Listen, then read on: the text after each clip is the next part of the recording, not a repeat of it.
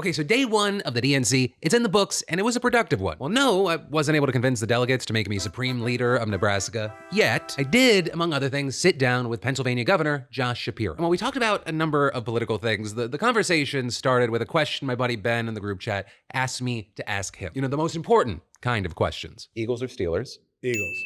Phillies or Pirates? Phillies. Sheets or Wawa? Wawa. And Flyers or Penguins?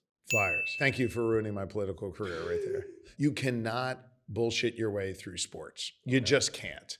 And Everything else. I will say, like, I will go to a Steelers game and root for the Steelers if it has nothing to do with the Eagles. Sure. I enjoy that, and I celebrate that they've got way more rings than the Eagles do. They're great franchises, but you got to be true to your sports. I grew up a Philly sports fan, and I'm not going to give that up. I respect that as a consistently sad Jets fan. You're one of those. Yeah. It's like you're born into it, and then you kind of have hope for some reason, even though you're never given anything. And you're probably conflicted on Aaron Rodgers. Like, you want him to play well, but you also know he's like a little bit of a nutcase now, right? I mean, your words, yeah. Yeah. No, I agree. I agree. I was last year. I was like, you know what? I'm gonna have a little amnesia. I don't know anything this guy's ever said. Yeah. But with that out of the way, I wanted to have a real conversation about real things because, he's been in the news for a number of reasons lately. He's the governor of arguably one of the most important swing states going into this election. He's also one of the most popular and prominent governors in America. And while locally he's known as the guy who has manned the ship, and you see things like violent crime plummeted, he was recently also getting a lot of national attention because he was on Kamala Harris's shortlist. Though, of course, ultimately Harris picked Tim Walz. And since then, that's something that Donald Trump and Republicans have tried to use to sow division. With Trump and the like trying to push this narrative that the only reason he's not the VP pick is because he's Jewish. They turned him down because he's Jewish. That's why they turned him down. And I'll tell you this, any Jewish person that votes for her or a Democrat has to go out and have their head examined. Right, so when I sat down with Shapiro yesterday, I asked him about those comments. When you hear stuff like that, what's your take? What's your response? Well, look, Donald Trump is the least credible person to speak with any authority on hatred and bigotry. This is a guy who has brought hate into the conversation, who attacks people who are different than him or think different than him. I mean, you really want to get the heart of it. This is a guy who, in the wake of Charlottesville, when those folks were marching with those tiki torches and said, Jews will not replace us, Donald Trump said there were good people on both sides. That's what he said. And he continues to peddle anti-Semitic tropes all the time.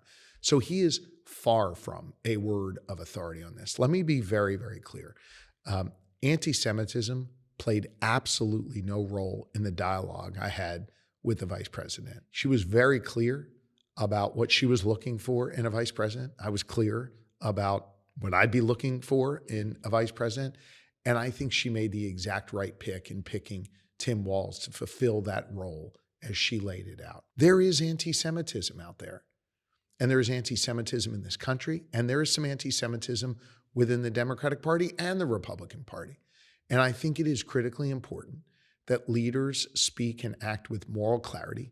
And Donald Trump is bankrupt when it comes to moral clarity, and do their part to speak out against hate in whatever form, anti-Semitism, Islamophobia, racism, you name it.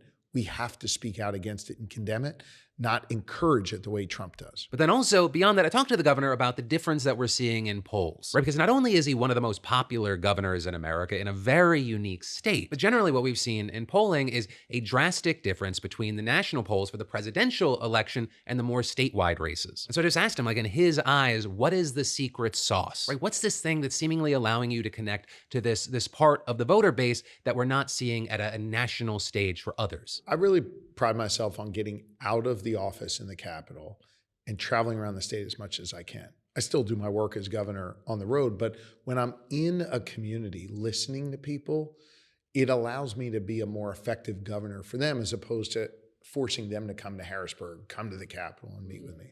If you really listen to people, they all basically want the same four things, right? With some exceptions, but they want a really good school for their kids and grandkids. They want safe communities. They want economic opportunity, and a fair shot.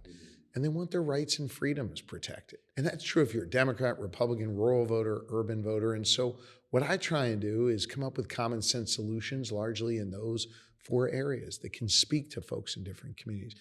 And I don't get upset if they disagree with me in one community on one issue, because I think in their heart, I think my election results bear this out. And as you said, the kind of polling in terms of my popularity bear it out.